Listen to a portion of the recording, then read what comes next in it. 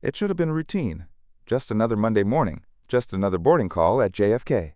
But when Derek Langston, Platinum member, tech founder, and a man used to earning his place, stepped into the first-class lane, eyes flicked, smiles stiffened, and the air changed.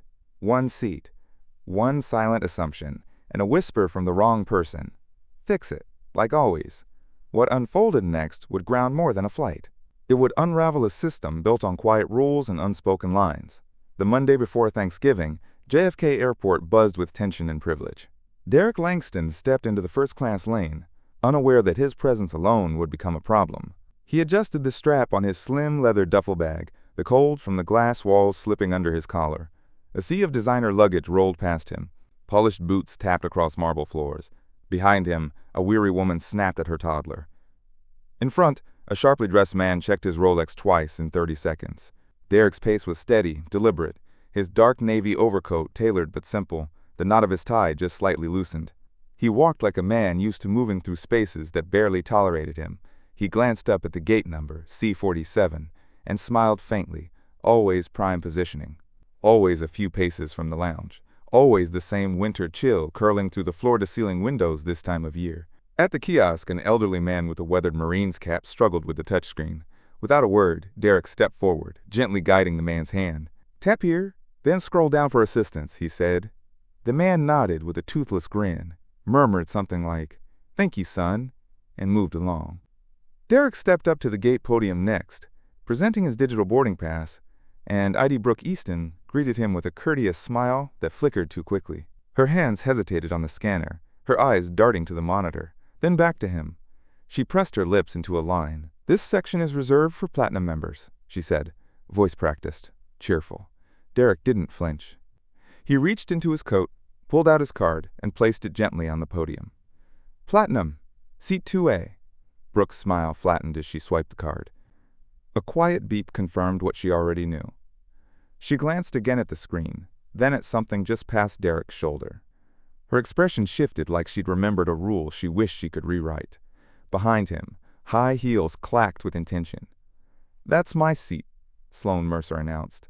Her tone wasn't loud, but it curved upward, sharp and arching enough to cut through the murmur of the boarding area. "I always sit there." Brooke looked relieved, as if Sloane's arrival had offered her an excuse. Sloane stood in a cream cashmere trench coat that hung open to reveal a charcoal gray pantsuit. Her hair was perfectly set, her nails a glossy red that caught the morning light. She barely acknowledged Derek, only the seat he occupied in her imagination. "I've been flying this route for years," she added. "You know that." Derek said nothing. He simply nodded toward the monitor again. "I believe the assignment is still mine." Brooke exhaled slowly. "Of course. Please proceed."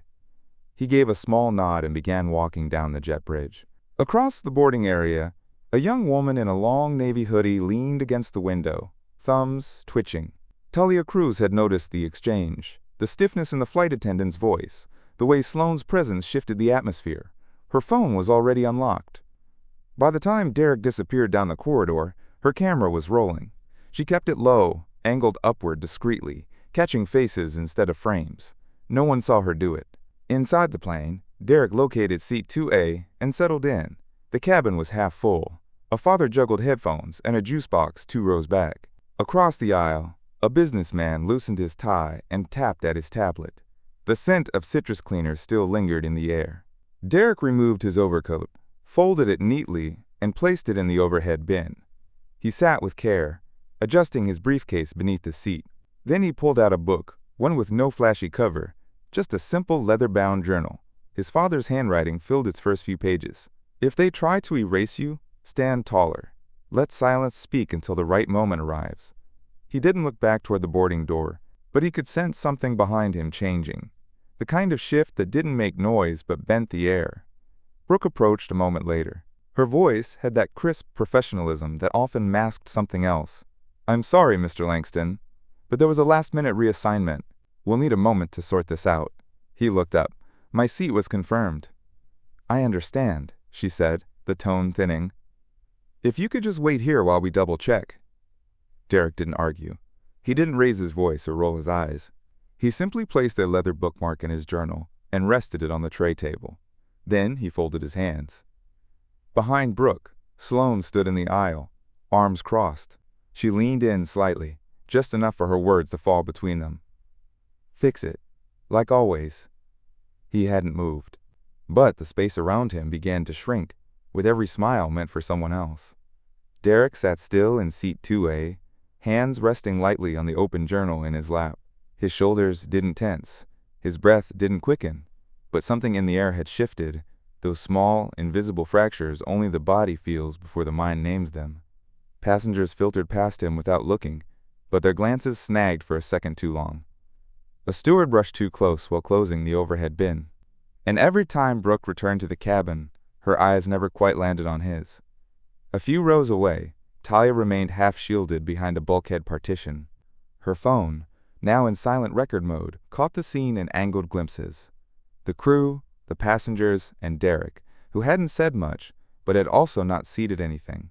The image of her sister flashed in her mind, Alondra, 17, standing at a gate in Orlando International, being questioned for a boarding pass mismatch that turned out to be a clerical error. Still, she'd been pulled aside, treated like she didn't belong. No one said sorry. No one helped. Talia had been 13 then, quiet and watching, just like now. Back in the cabin, Brooke returned, this time without a smile. Her hand touched the back of the seat in front of Derek, the way someone steadies themselves before asking for something they already know won't be given. "Mr. Langston," she said softly, "we'd like to offer you a comparable seat. Still in first class, just not this one." He looked up. "Why?"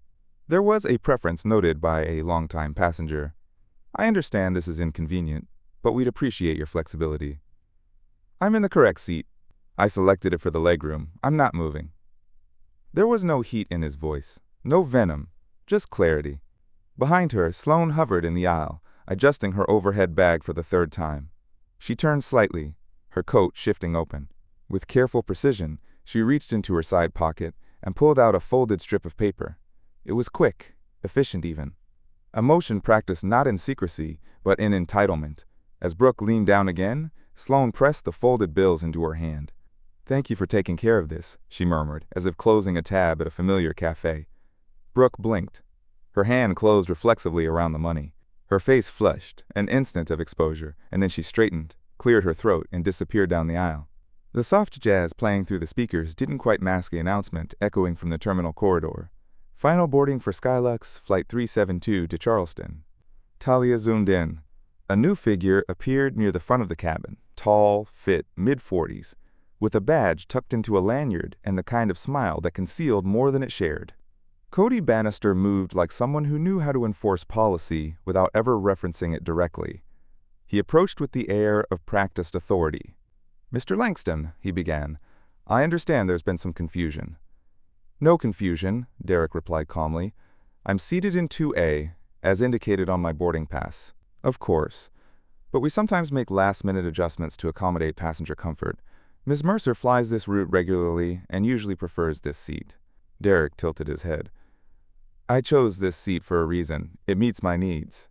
Cody's expression didn't change. "We just want all our guests to feel taken care of." "That sounds like policy through preference, not procedure." Sloane's voice cut through from behind Cody. "He doesn't look like a 2A." Several heads turned. A woman 2 rows back raised her eyebrows. A man reading the Wall Street Journal slowly lowered the paper. Derek didn't even blink. Cody's hand moved to his earpiece. He pressed a small button and leaned subtly toward his caller. "We may need to de-escalate with security," he muttered. His tone was low but rehearsed, like someone ordering a routine coffee. A ripple moved through the cabin. Conversations dulled. The rustle of magazines stopped. Talia's phone captured it all. The widening eyes, the tightening jawlines, the subtle collective recoil of those witnessing something they didn't yet know how to name but felt was wrong. Derek sat back in his seat, rested one arm on the armrest, and locked eyes with Cody. "Then call them," he said. "I'll wait right here." 3 staff towered over him. Derek remained seated, unmoved, because he had no reason to stand. The hush in the first-class cabin had weight now. Not silence, but a density of restraint. Breaths held, lips pressed, eyes flicking between faces and phones. Derek's back rested against the leather headrest, posture upright, calm.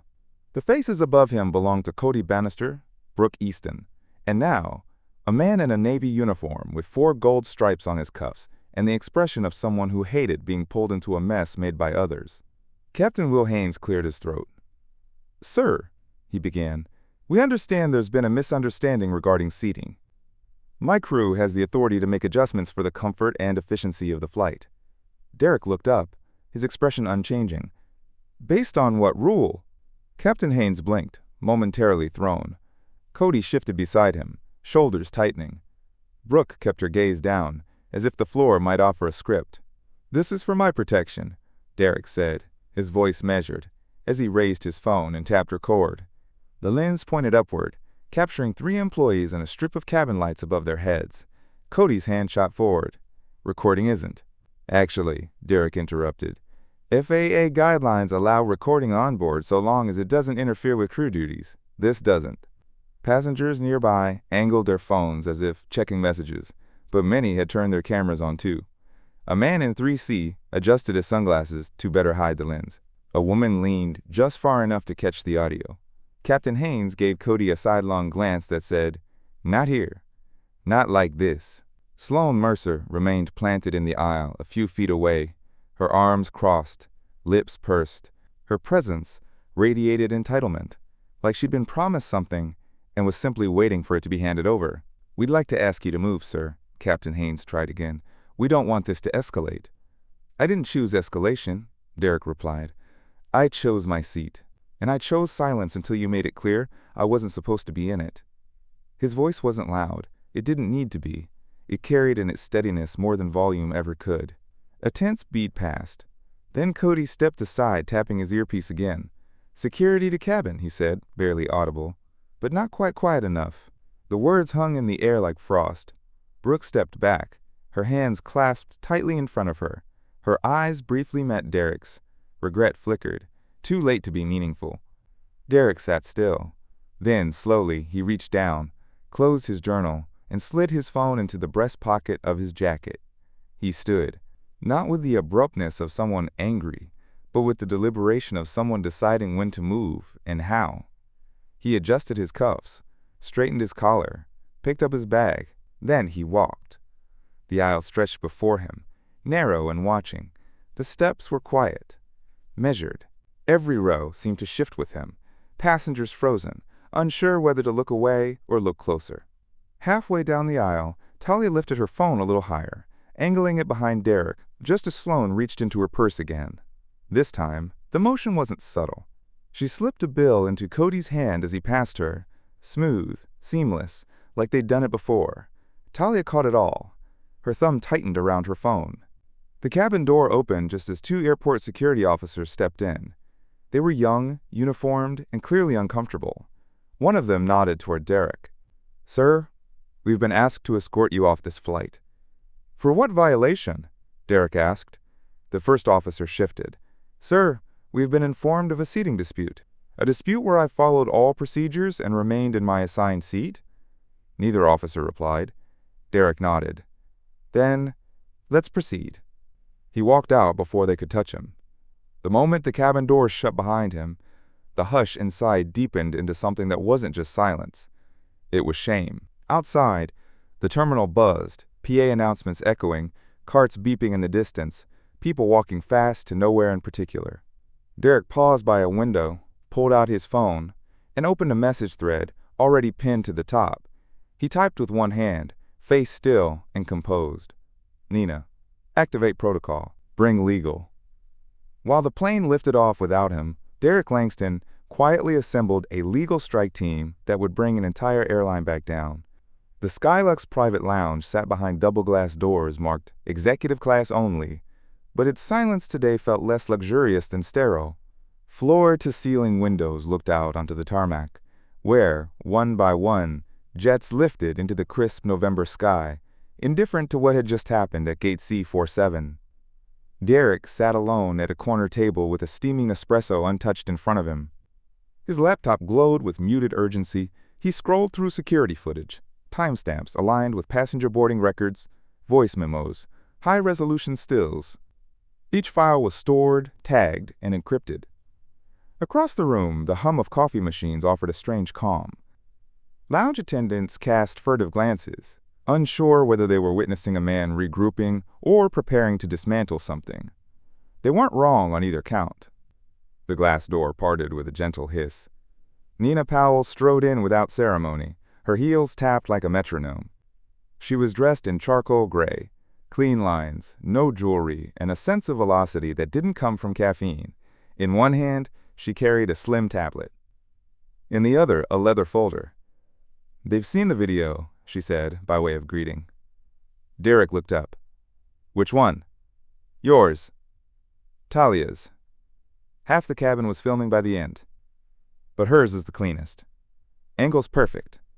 Audio's better than ours." He nodded once. "What's the count?" Nina placed the folder down and opened it.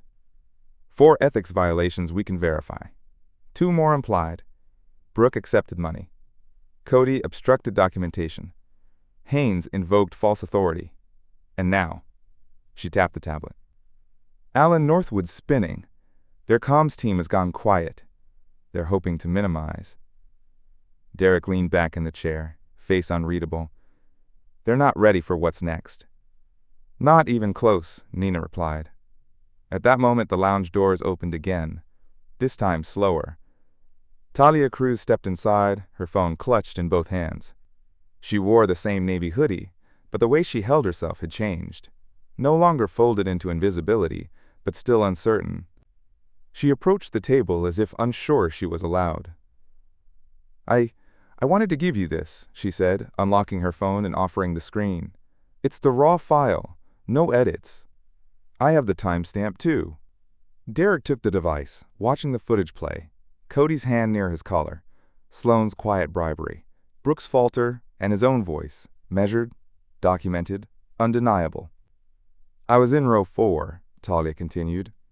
I saw it all. I didn't want to just sit there. He turned to her fully, his voice low but steady. You didn't just see it. You recorded the truth. Today, that makes you the most powerful person in the air. Talia blinked, startled by the weight of his words. Nina offered her a nod of quiet approval. Derek's phone buzzed on the table. He glanced at the notification, Skylux PR thread.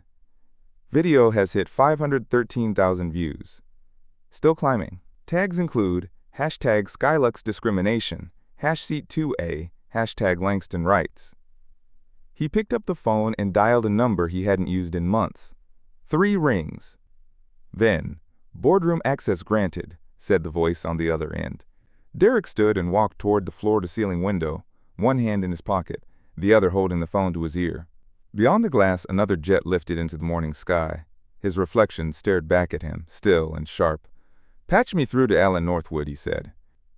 And loop in the board. A pause. Then, a chorus of soft clicks. Mr. Langston? A voice came on, tense, trying to mask uncertainty with civility. I'm invoking emergency shareholder authority, Derek said. I hold a controlling interest now. You have 3 hours to fix this, or I will. Back in the Skylux headquarters, a junior analyst leaned over his monitor, scanning figures. His eyes widened, and his voice trembled as he turned to the PR chief. Sir, Mr. Langston now holds 27.4% with voting power. Inside Skylux headquarters, panic moved faster than any jet in their fleet. The boardroom on the 36th floor was all chrome and walnut, designed to intimidate, not comfort. But today, the intimidation had turned inward. Blinds were drawn tight against the Manhattan glare. Phones buzzed with unreadable alerts. And the board members, each draped in tailored suits and cultivated detachment, sat like statues in expensive chairs suddenly too small. On the large central screen, Derek Langston appeared via video call. The camera caught only his shoulders and face, but it was enough. His eyes didn't blink often. His voice didn't rise. He was a portrait of control. Steady, surgical, and very much not here for pleasantries. Alan Northwood sat at the head of the table, fingers pressed together like a man hoping prayer could be disguised as thought. The sweat darkening his collar suggested otherwise. Derek's image didn't move, but the video he played did. Talia's footage, unedited, filled the room. Brooke's hesitant voice, Sloane's bills slipping into waiting hands. Cody's whispered calls to security, and Derek's own calm refusal, culminating in a walk down the aisle that now felt like a march through moral failure. When it ended, silence fell like an airlock ceiling. Alan cleared his throat. "We'll suspend the crew immediately." Derek's voice came back flat and certain. "Fire them." A rustle moved through the room. Papers shuffled without purpose. Someone exhaled too sharply. In the far corner, a junior counsel whispered urgently into the ear of a partner. The word liability floated between them. "Our options are limited," one board member finally said, voice dry.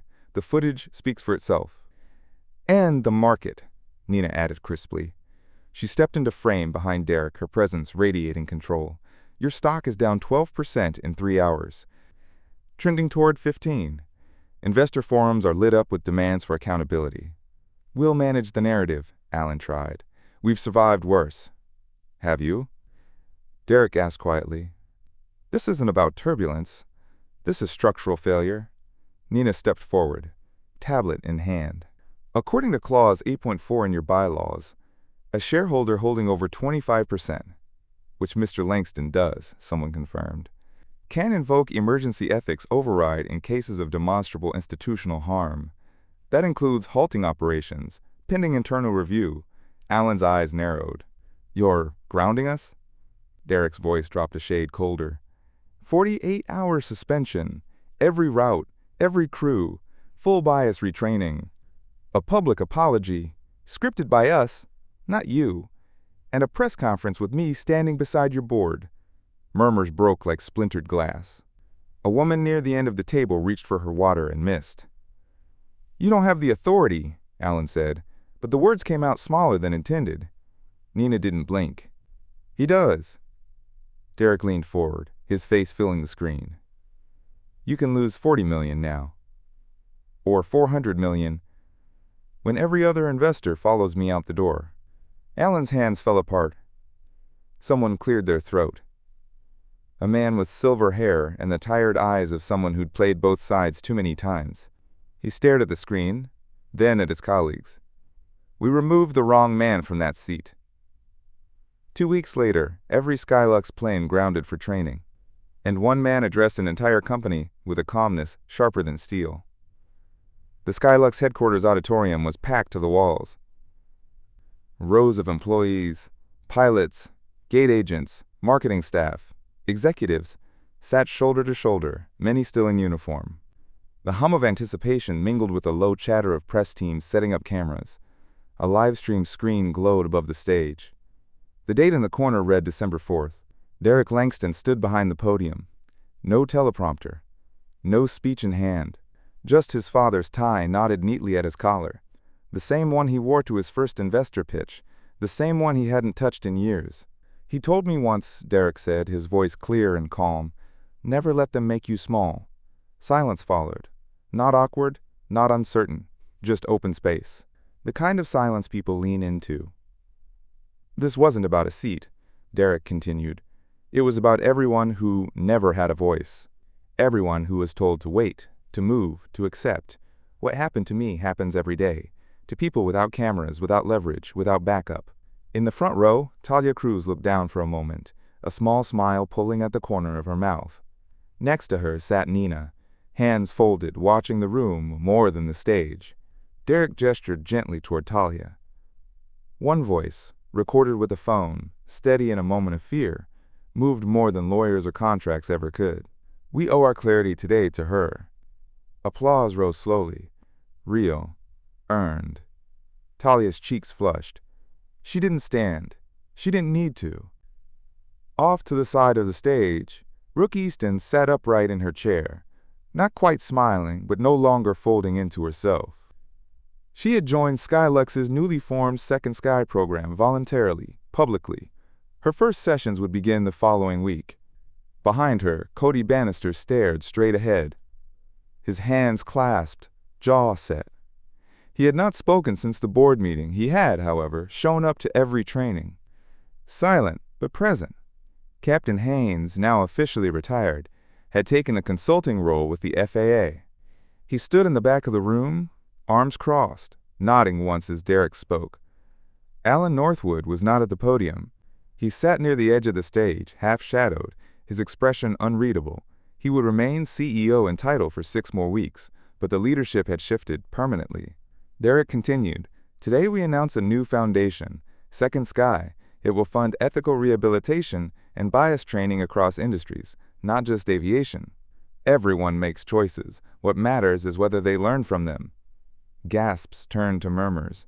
Applause followed. Even Cody, slowly, added his hands to the sound. "Zero tolerance," Derek said. "That's not just a policy, it's a promise." The event ended, but not with confetti or fanfare. Just a quiet rising of people, nodding at one another, walking out slower than they came in. Later that afternoon, Derek returned to JFK. Terminal 4, Gate C, 47. The boarding pass read, "Langston, Derek, 2A." The flight crew didn't smile nervously this time. They welcomed him by name, offered a warm towel. No spectacle. He walked the jet bridge without tension.